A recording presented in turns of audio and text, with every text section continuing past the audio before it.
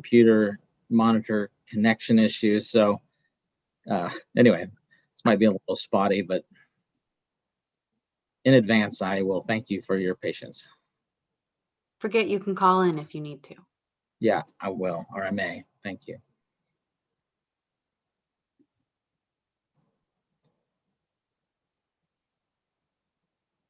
Bridget, whenever you think we're ready, let me know.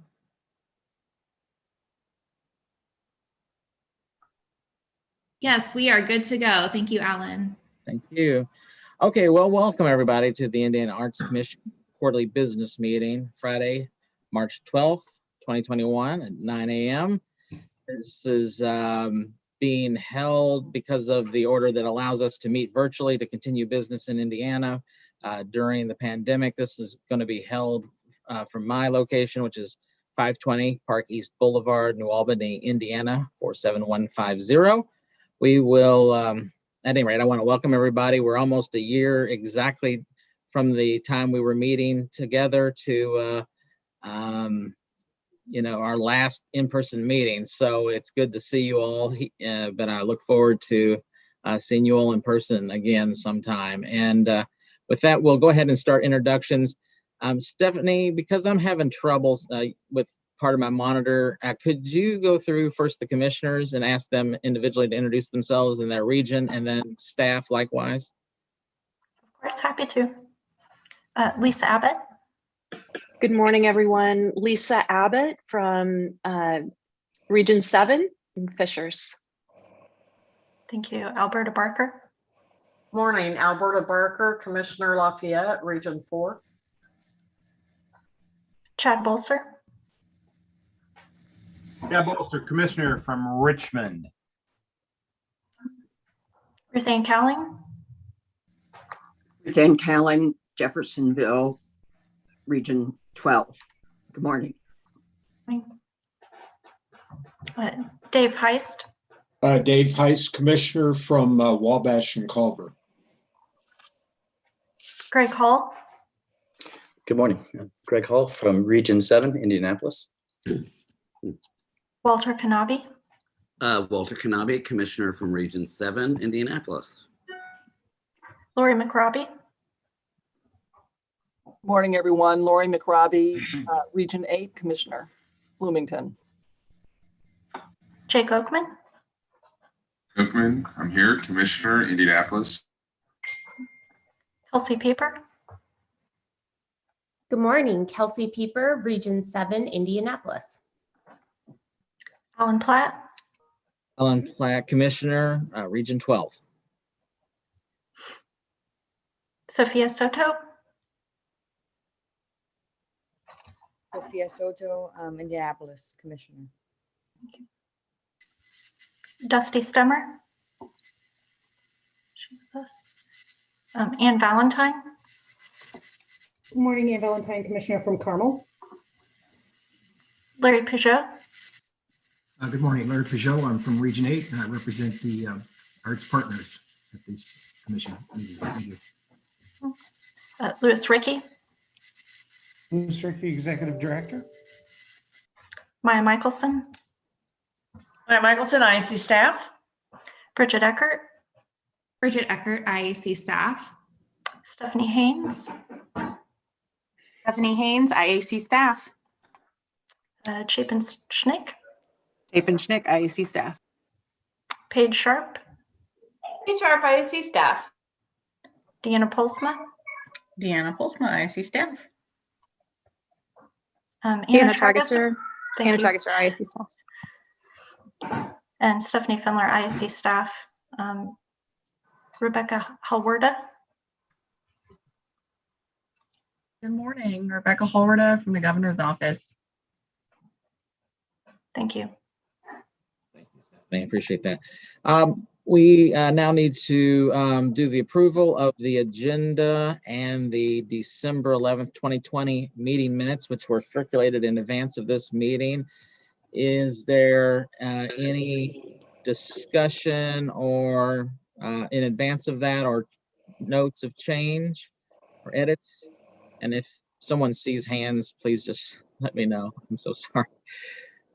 Okay. I'm not, So moved. okay, there's a motion. Is there a second? For the Dave approval? Heiss, second. Okay, all in, oh, sorry. Stephanie, will you do a roll call, please, for the approval of the agenda and the December 11th meeting minutes? Thank you. Lisa, Aye. Alberta, Aye. Chad, Aye. Ruth Ann, Aye.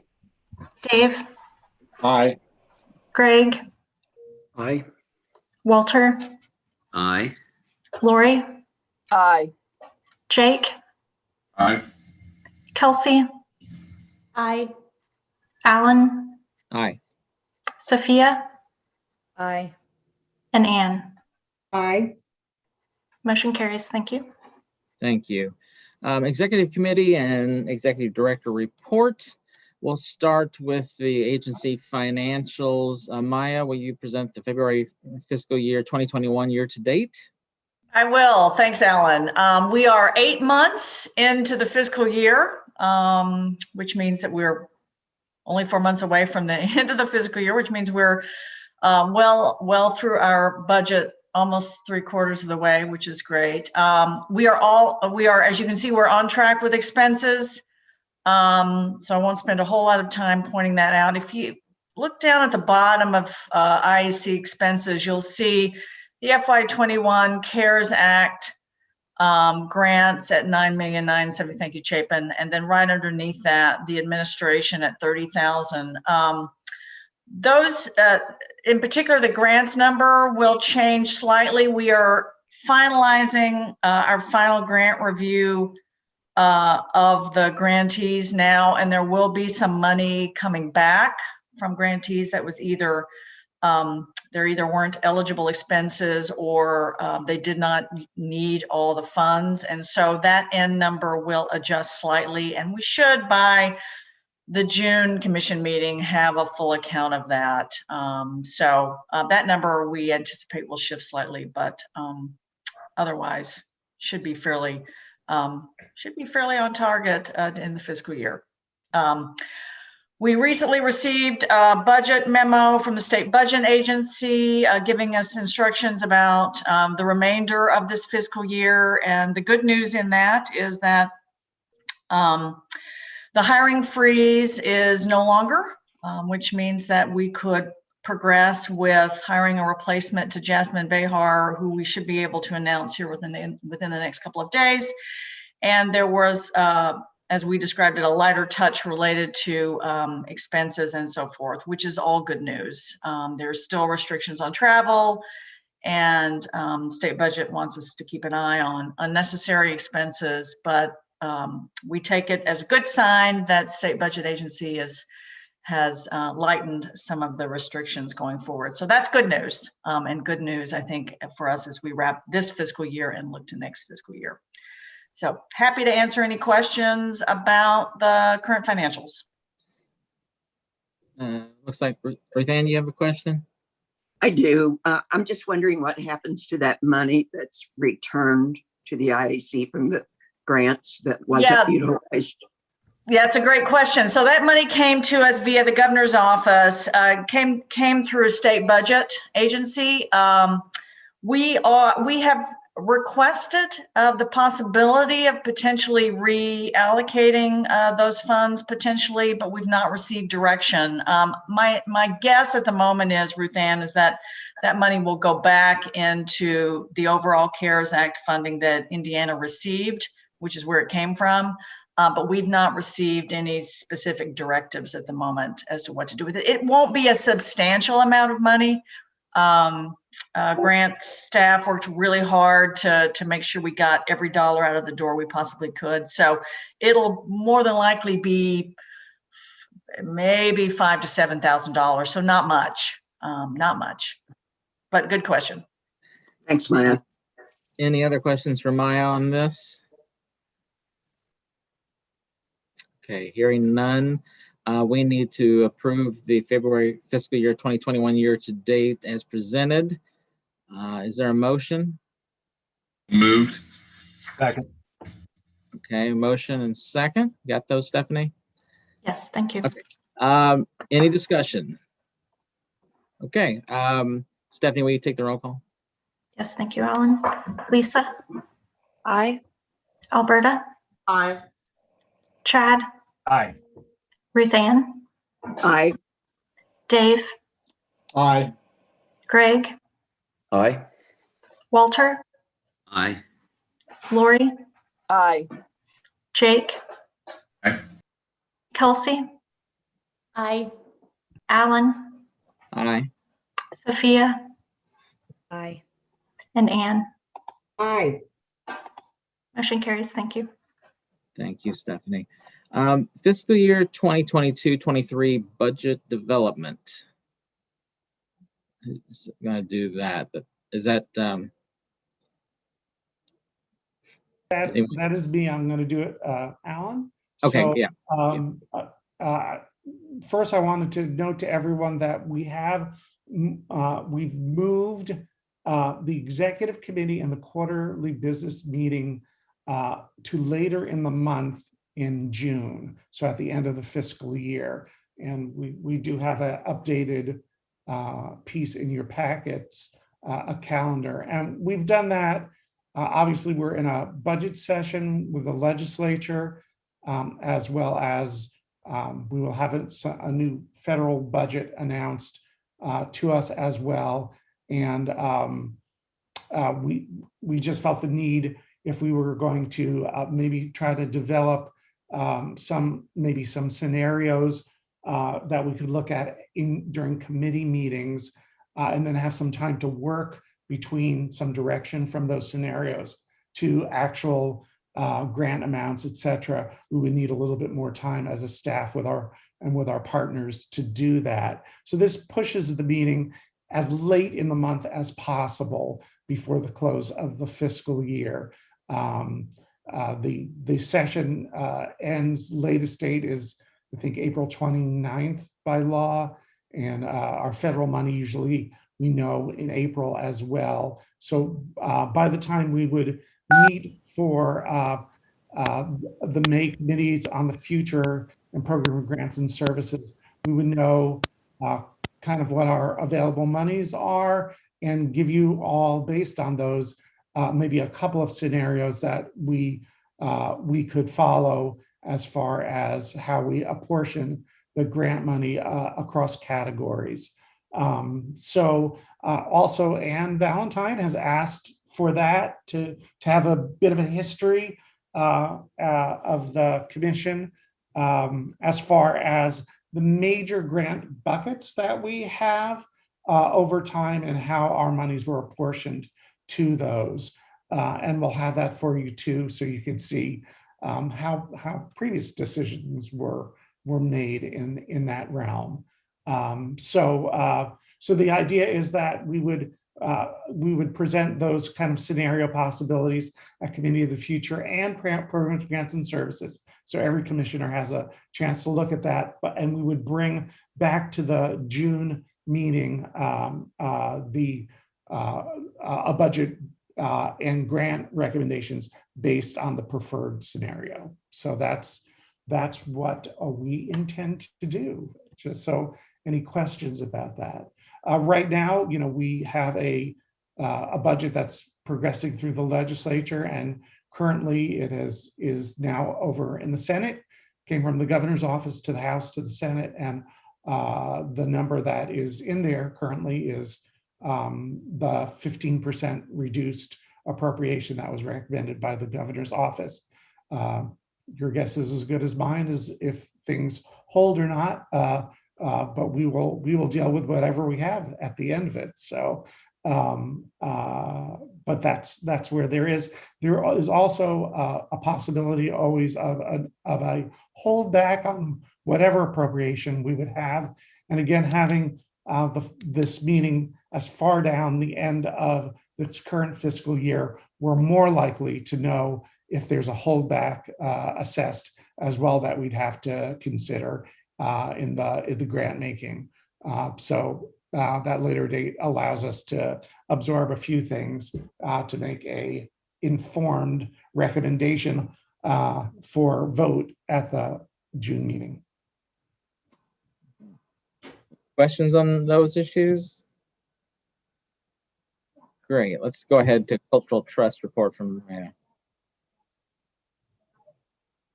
Thanks, Alan. We've got, you should here in just a second be able to see the cultural trust report. Thank you, Chapin.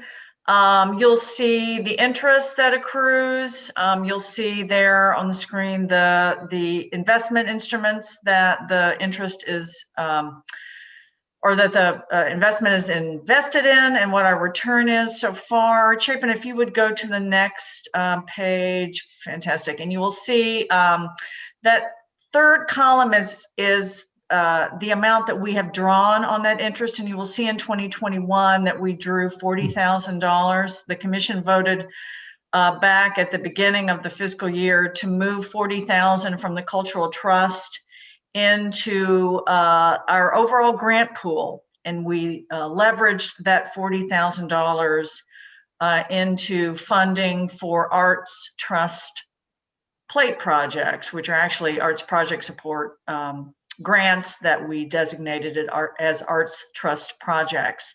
And the communications team took those 56 projects that were all over the state and did an extensive amount of marketing and communications about the impact of the Arts Trust plate through those projects throughout the state. And we are delighted to say that although it's still early in the process, our plate sales are up.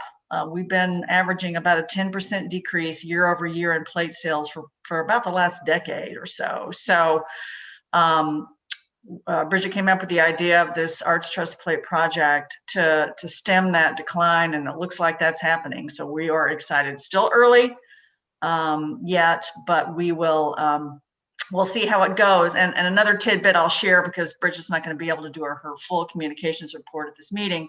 The communications we send out about the Arts Trust Plate projects are the most highly engaged communications that we send out, which it's clear to us that people are really excited to see how their direct investments are making a difference in communities. Of course, their tax dollars are all direct investments, but in this particular case, that choice to purchase a Arts Trust license plate, people are delighted to see what that's doing in their individual communities. So tip of the hat to Bridget, and just good news from the trust right now. So look forward to hopefully seeing that trend continue and share that with you at the June meeting.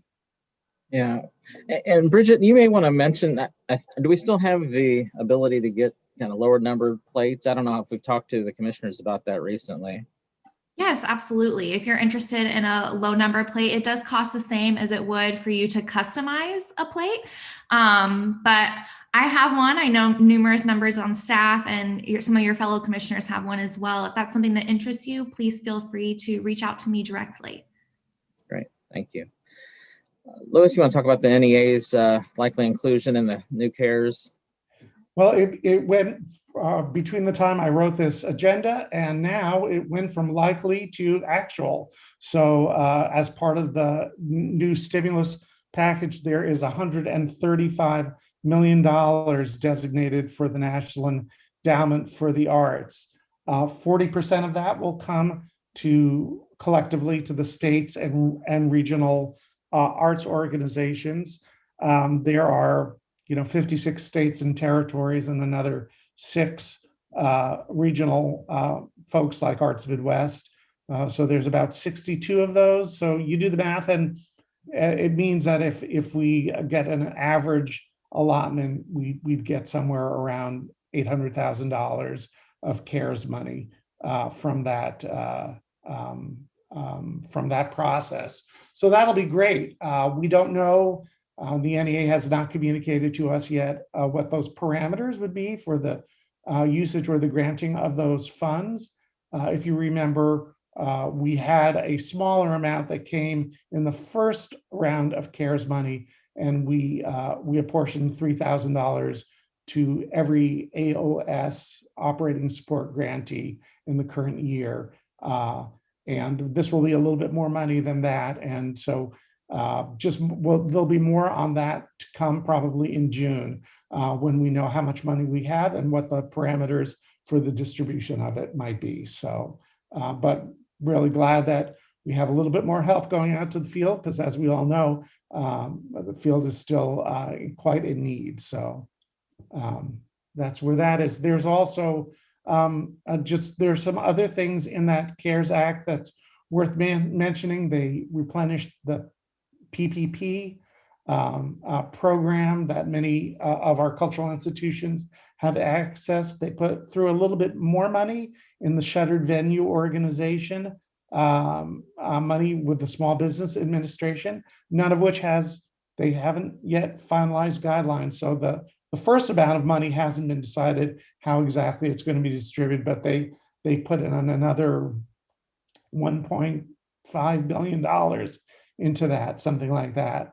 And there's more unemployment insurance that involves gig workers that can help our artist population. So there are a number of things that are in there that are material to our sector, and whether or not we're giving them out or not, we're going to be involved in helping to connect our sector to those opportunities that are there. All right, you want to go ahead and do the Office of the Governor's report and talk about the appointments? Sure. We have 5 appointments that basically end in June with appointees that are at the end of their first term. And those are Lori McRobbie, Dave Heist, Ann Valentine, and Walter Ganabi. And we have resubmitted to the governor's office their interest in continuing for a second term, which you all know is typical and allowable for commissioners. And so we're hoping that the governor's office agrees that these folks should continue. It's very important, obviously, at this time of transition for the agency. And then we have one vacancy, which will happen in June or whenever a new appointment would occur. And that is Alan Platt, who will be at the end of his second term. And again, we are working with the governor's office. Again, we've certainly indicated our priority to try to have someone from the Black community in Indiana on the commission, which we don't have currently. Any and all people that you think would be great, you should forward to us, as we have an opportunity actually every month to update that list that you've seen, which I believe is in your packet here, which is the current list with the governor's office. And the first of every month, we can update that list with the governor's office. So that is where appointments sit at the moment. You want to go on to cover that the grants for the arts, culture, and destination marketing? Yeah, Maya mentioned this a little bit in the budget, but just to let you all know that the final grant report date passed, and we only had, out of 480 grants, 477, can't remember the exact number. We only had 11 that didn't come in on time. Those are being chased down, which is fabulous, and really great work done by Paige and Deanna, our program staff, and Josh, our contractor, who did a lot of the work hand-holding organizations to make sure they made it through that process. So that's all in that means that's all in really good shape. Obviously, the state has to have all of that reporting, and it's very detailed reporting for their reporting of the CARES money, since this is a portion of the CARES money that was in the state's unrestricted CARES money that came to the state. So we're happy about that. And then I will just go straight to goals. Alan, if you please, yeah. So I have put down here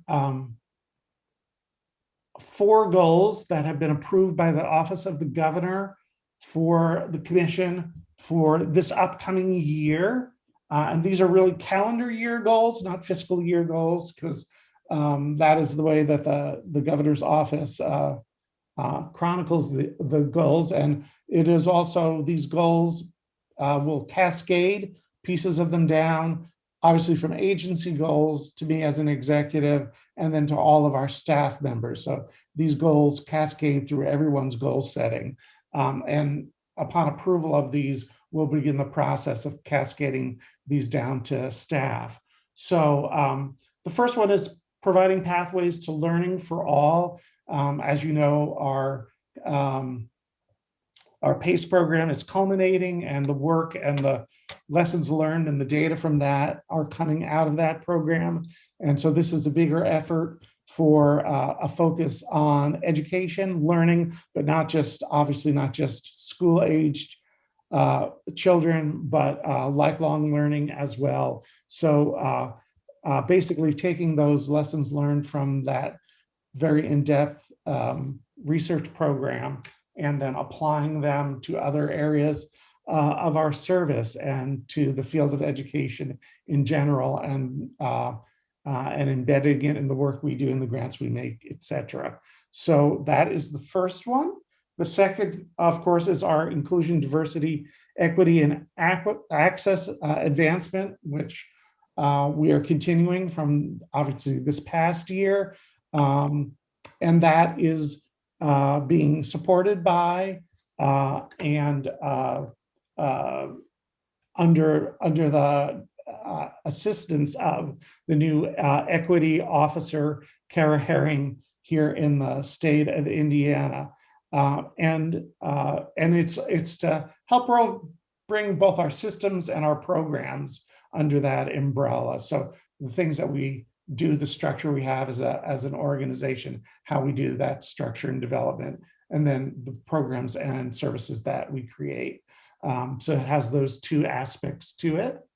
The third is, again, continuing with this COVID-19 response. There will be still, obviously, I mentioned some of the work that's going to be happening with the shuttered venue operators grant, the new money from the NEA, helping our folks access PPP and unemployment and many other opportunities that still may flow out of that legislation that just happened. And so that's obviously a response to the moment that we're in. And speaking of responses to moments that we're in, the fourth goal is obviously the transition with my retirement and the search for a new director and the organizational things that accompany that transition. So those are the four major goals for the agency for this upcoming year. So I'll be happy to answer any questions anybody has about those. Any questions or thoughts on those as were shared in the materials? Okay. Then we need a motion to approve those goals for this calendar year as presented. Is there a motion? Moved. Second. Okay, we got a motion and a second, or a couple seconds. Thank you all. If there's no further discussion, anyone? Okay, then we go ahead and do the vote, Stephanie. Thank you. Lisa? Aye. Alberta? Aye. Chad? Aye. Ruth Ann? Aye. Dave? Aye. Greg? Aye. Walter? Aye. Lori? Aye. Jake? Aye. Kelsey? Aye. Alan? Aye. Sophia? Aye. Dusty? Anne? Aye. Thank you. Motion carries. Thank you, Stephanie. All right. Maya has you'll give us some updates on personnel. Sure. As I mentioned previously, because the state has thawed the hiring freeze, I guess that's what you do. We were able to search for Jasmine Behar's replacement Jasmine served as our communications and community engagement manager. We are on the cusp of being able to announce that new staff member, but still waiting on confirmation from state personnel. So in the follow-up email that we generally send out to the commission, we will do an introduction of our new staff member so that you will know who it is. Anyway, expect something hopefully next week on that. So we are super excited. Had more than 200 candidates for this position, and we're really excited about the response and about the new hire. On the call right now, we have Cody Estep, and those of you who were with us last night to hear from Indiana's Poet Laureate Lucia Walker had a chance to meet Cody, who has been one of our 2 interns from Butler. He has been instrumental in helping Stephanie Haynes with Poetry Out Loud, and so tip of the hat to Cody. Victoria Hedrick, who I don't think is on the call right now, is another intern we have from Butler. But new to our growing intern crowd is Ben Taylor, and Ben is on the call. Ben is a student at Indiana State University in music entertainment business, music business. And he will be a full-time intern with us through September. So we anticipate you'll be hearing and seeing more from Ben as we move through the June quarterly business meeting in September. So Ben is working with Deanna Polsma and Stephanie Haynes and Stephanie Findler on a variety of data and archiving tasks and some historical data research, especially related to grant funding history through the years. So we would anticipate there'll be a time here in the near future you'll get to hear from Ben. So we welcome Ben, we thank Cody, and we thank Victoria. Yeah, thank you. Welcome to Ben and Cody on the call today. Let's go to the value planning and expansion, Lewis. So we are continuing our cultural equity, underserved community focus groups that we started with Jamal Smith, and he's continuing with us. We will be doing 3 additional ones, one in Fort Wayne, one in Muncie, and one in Paoli. Those will all happen this spring, and so there'll be a report from Jamal at the June meeting. 2 of them, again, focus on communities of color in our state, the Fort Wayne and the Muncie one, and then obviously the Paoli one focuses on rural populations. So we're excited about the kind of the richness of the information that came out of the first round and how that's going to be augmented by this, and also just the continuation of the conversations with communities that we don't have as much service to as we would like in the state currently. So that will be coming. Okay, and then Chad and Ann, do you want to give us just a kind of a preview for the second hour of our meeting in the executive session? Sure. We will be facilitating essentially an hour worth of building on what some previous work that has been done with Karen Gall Mills, and taking that work, and then really that which has prepped us for a discussion on the values that we want to utilize and focus in on as we are preparing for the search for the executive director. So that will essentially be it will be a quick facilitation, won't be a whole lot different in terms of format than what you've previously experienced, but we'll be trying to really dive into what we as a commission want to utilize and the lens we want to look for in this next process. Okay, thank you. Let's turn to programs, grants, and services. We have the information on the On-Ramp local expansion page, and Anna. I'm going to defer to Anna on this if she's here. If not, I'm happy to plow through. Anna?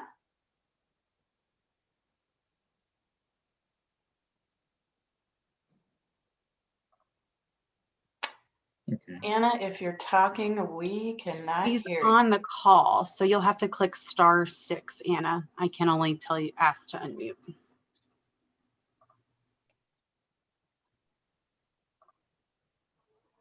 Wow. Hi. Good morning, everyone. Can you hear me now? Yeah, we can hear you. Yeah. Okay. Sorry about that. Well, good morning. In response to a survey we did back in May to assess the economic impact of COVID-19 on artists, we then assembled a working group of artists to identify how we can best support Indiana's creative entrepreneurs. And they recommended that we expand the On-Ramp Creative Entrepreneur Accelerator so that more artists can participate and see the really sustaining benefits on their economic standing, financial health, and we've seen that actually through COVID-19, artists that have participated in On-Ramp fare better than their counterparts actually across the nation, which is pretty incredible. So today we are presenting to you the On-Ramp Expansion opportunity, which means that in addition to the On-Ramp cohort, which we will train centrally coming this May, 5 additional teams across the state will be trained to provide the exact same opportunity to other artists this summer in their local community. An advisory panel selected the finalists that are noted in the sheet in your packet. When we shared our plans with the Indiana Small Business Development Center, which is another state agency, part of the Economic Development Corporation, they volunteered to provide CARES funding to support the training. So they were really impressed with the strength of the program. And so they will fund basically everything except for the fellowship component of the program, which the IAC will then come in and contribute to that aspect of it. So we're asking the commission to approve the On-Ramp Expansion program and funding partnership with the SBDC. Okay. And I believe there's an action needed on that item. Right, there is. And I think do we have a kind of worded motion that we've used previously to make sure we cover this? Or we do. Yeah, I have that if you'd like could you me share to. that, Stephanie? Because I want to make sure we cover all of the elements needed. Before you do that, Alan, just want to make sure that people understand that there's a couple of parts in that statement, one of which is approving these regional partners for the On-Ramp local expansion, which aren't our normal regional partners, by the way. I used that word and I didn't want to confuse anyone. But approving those, but then also seeding. There's a fellowship component, so there's the training component of this program, the education piece, and then artists are given a grant, a fellowship, in order to enact some piece of their education. And so that fellowship component, normally all grants would come before the commission for approval, but because of the timing of this, we'd like to see that to this advisory committee that has selected the sites. We do have at least one commissioner on that. Walter Kanabi is serving on that body. And we've done this in the past with the PACE program when school timelines don't line up with our timelines. And this is another instance that we can't really wait till June to approve those grants and have the program go through. So you'd be allowing on a temporary basis this body to approve those grants, those fellowship parts of it for the program. So just want to make sure you guys understood what is being asked of you here. Thank you, Louis. Yeah, so both those pieces will be in the motion that Stephanie can read for us.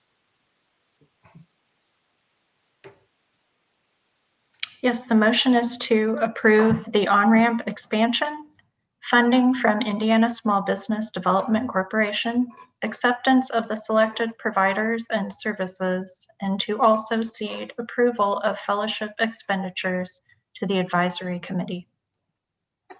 So would anybody be willing to make that motion as read? So moved, Dave Heist. Dave Heist motion. Is there a second? Second, Jake. Any discussion? Okay, hearing none. Stephanie, would you take the vote? Yes. Lisa? Aye. Alberta? Aye. Chad? Aye. Ruth Ann? Aye. Dave? Aye. Greg? Aye. Walter? An enthusiastic aye. Lori? Another enthusiastic aye. Jake? 3 enthusiastic aye. Love it. Kelsey? Aye. Alan? Aye. Sophia? Aye. Dusty? And Anne? Aye. That was truly enthusiastic. Very well. Thank you, everybody. I really appreciate that. Thanks, Walter, for your work on that. Let's go ahead and do shuttered venue operators federal grants with Maya. Hopefully, we're getting closer to that money coming out. Yeah, thanks, Alan. We are getting closer, tantalizingly closer. Small Business Administration has released the guidelines, but not yet the actual application portal. So we get a little closer with every update. So just a quick reminder, I think Louis touched on this earlier, $17 billion that will be for-profit and not-for-profit support for shuttered venues, which includes venues, performing arts organizations, talent agents, interestingly enough. And they are interpreting performing arts organizations as theaters, dance companies, festivals, symphonies, all sorts of organizations. Again, this is being administered through the Small Business Administration. They are not, frankly, they don't work in the not-for-profit space, which I think is part of the reason why this is probably taking longer than it might otherwise. But we are continuing to send communication out to the field about what we know. And we won't obviously be administering these funds, but we will be a funnel. And our role, we see it as to help make sure every possible eligible organization gets an opportunity to apply. So that's really our goal here. So again, we're hoping that those guidelines or that application will open soon. But anyway, we're hanging on tenterhooks, but it should have a huge impact on the field, and we want to make sure that Indiana gets its fair share of what's out there. Yeah, and to the staff working on those communications that have already come out, thank you very much. It's I've passed the links on a number of times to other organizations that I know have venues and those that this might be applicable to, and I do know that they're really appreciative. So well done on the communication, and the dollars will be here and the application will be here soon. So that's exciting for an area that really needs it. Let's go ahead and talk about grant demand expansion and equity issues with Paige and Deanna. Great, thank you, Alan. And I'll go ahead and speak just in interest of time. And Deanna and I wanted to bring to your attention some growth that we're seeing and some inequities. And so one of the things that we're seeing is that our core grant programs, which for organizations, which are arts organizations, support 1, 2, and 3, and arts project support are seeing some significant growth. Through these programs, that's where we broadly distribute public funds across the state, and we fund as many grants as possible so that we can share that broad benefit. Project support plays a key role in getting to our most rural counties. But in terms of that growth, just in the past 5 years, we've seen a 39% growth in the number of grantees that we've had. And then alongside is an increase in 35% of the dollars awarded as a result. But the IEC's budget has only grown by 27%. So you can see where that's becoming out of step. The way we fund organizations is by budget size. So arts organizations are getting bigger, and subsequently so is the demand for funding. So in addition to that, we are also seeing some inequity we wanted to point out. For equitable distribution of funds, we do fund arts project support in AOS 1 and 2 with our partners on a per capita basis. We've separated our largest program, the AOS 3, for the larger organizations historically, because we viewed them as statewide serving organizations or multiple regional service organizations. But we realized that's not really the case. They really are mostly serving their primary area. So when we combine AOS 3 category with the regional, we start to see a significant inequity. Region 7, or our central part of the state, comprises about 27% of Indiana's population. But with AOS 3 in the pool, the dark blue on that table there, it commands 41% of the total funding when we combine those programs. So here are the key takeaways. And that is, I want to provide some food for thought that national trends are moving toward increasingly towards equity. In fact, we're starting to see other state arts agencies respond as a result. And the growth in the field that we're seeing is not anticipated to change. And certainly once things stabilize, that growth will continue on a significant rate. So how we fund organizations may need to change. So I just wanted to share that with you today. Thank you. Any questions for Paige on that? Or just, or one thing I'll mention, and I guess and I do appreciate Paige kind of framing this up as it is food for thought, because I do think that the commission moving forward is going to have to give some thought to that and about whether or not, you know, we're diluting too much the grants to try to cover the breadth versus whether we're making catalytic change and doing that in an equitable way. Certainly, you know, important organizations all around. So it's just one of those things that that'll have to be processed by the commission as time moves forward. But I do think it's worthwhile kind of keeping in your mind for future discussions. So with that, let's turn to Larry with the regional partner report. All right, thank you very much. All applications have, the deadline has passed, so all regions have, they know how many applications they have. Everybody's trying to get their panels organized. There will be a panelist webinar on March 30th, twice on March 30th. And I think we're going to go into breakout rooms because the AOS application this year has been streamlined considerably. And actually, I've read all my AOS applications and they're all quite good, and the application worked tremendously. So kudos to the staff for getting that done and the other partners for their participation in that. So commenting on what Paige just said, Region 8 had 34 applicants this year, which is larger than we had 2 years ago. So it's pretty demanding for panelists to have to read 20 applications. So I really appreciate all those people doing that.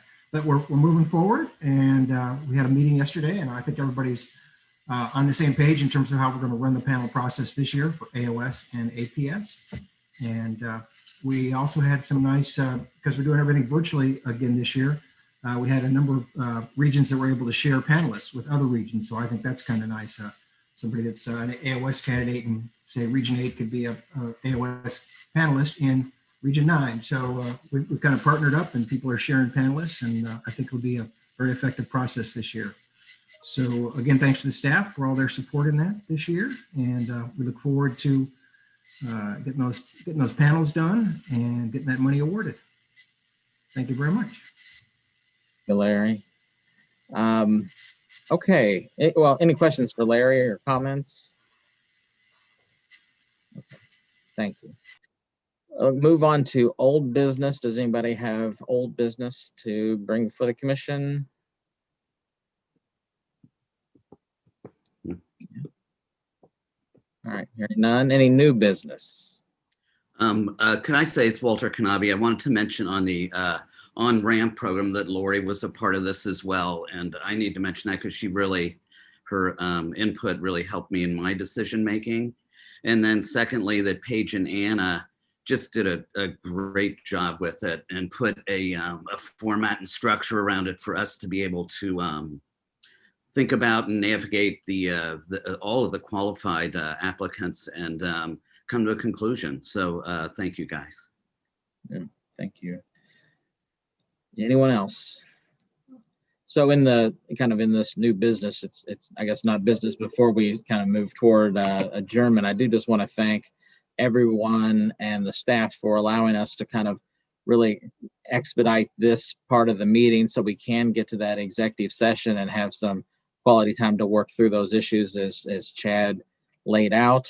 But I wanted to note that if any commissioners have any questions following this meeting, please connect with staff. And if there's other information that needs to be kind of shared, certainly feel free to kind of disperse that among the commissioners, because I know that we've cut this very short and tight to be able to get all the business in and still have an executive session. So thank you all for that. And I think with that, we do have commissioner engagement opportunities I'd like to have someone talk about.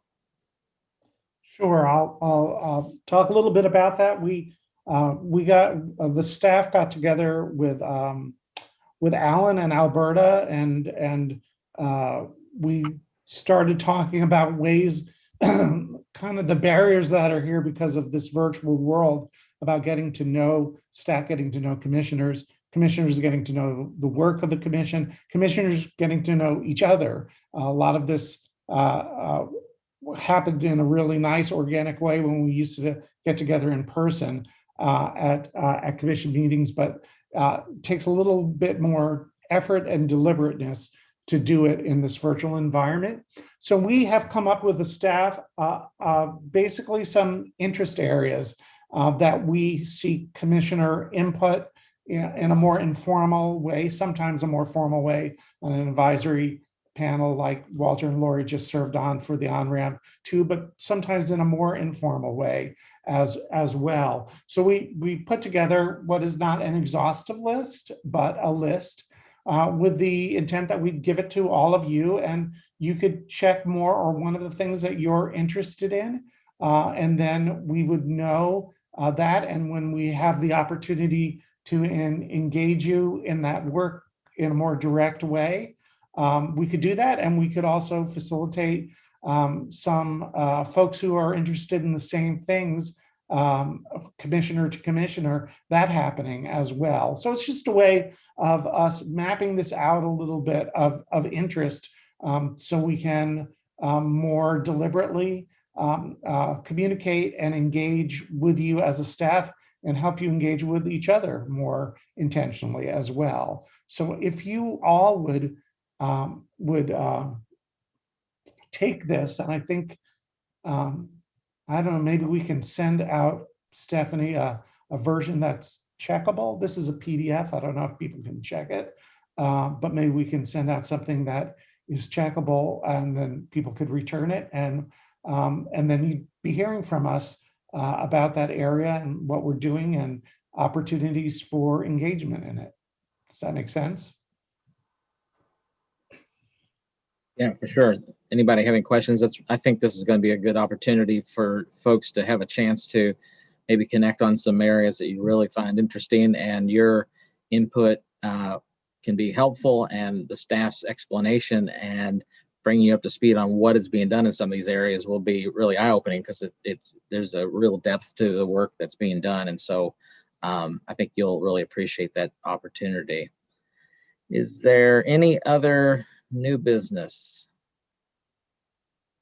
Okay, if not, what we'll do is we'll take a motion here in a second for an adjournment, and then once we adjourn, staff can leave. Lewis and Rebecca, you can both stay if you're both able to do so, and we're gonna have an executive session. And I guess, Lewis, you'll have access or ability to be host. Actually, it's Ann it's given to Ann. Chad That's are being the hosts.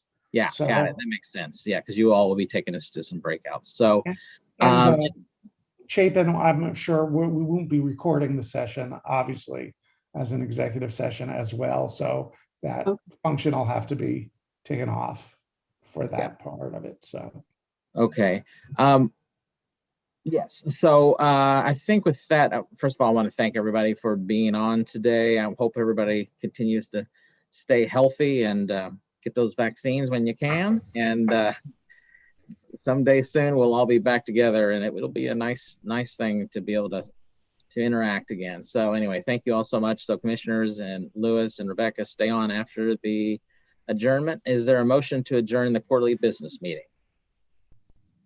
So moved. Moved. Okay, there's a Second. motion and a second. Stephanie, take the vote, please. Thank you. Lisa, Aye. Alberta, Aye. Chad, Aye. Ruth Ann, She Dave. has no sound. She just sent me a message. Oh, okay. Thank you. Dave, Aye. Greg, Aye. Walter, Aye. Lori, Aye. Jake, Aye. Kelsey, Aye. Alan, Aye. Sophia, Aye. and Anne. Aye. Okay. This meeting then is adjourned. Yes, go ahead. Hi, this is Dusty. Aye. Oh, thank you, Dusty. And I think actually Ruth Ann said she has sound but didn't have video, so she couldn't comment. So Ruth Ann, if you can get back on for the breakout, we'd appreciate it. So staff, thank you so much. And you all can then break off, and we'll start our executive session here in just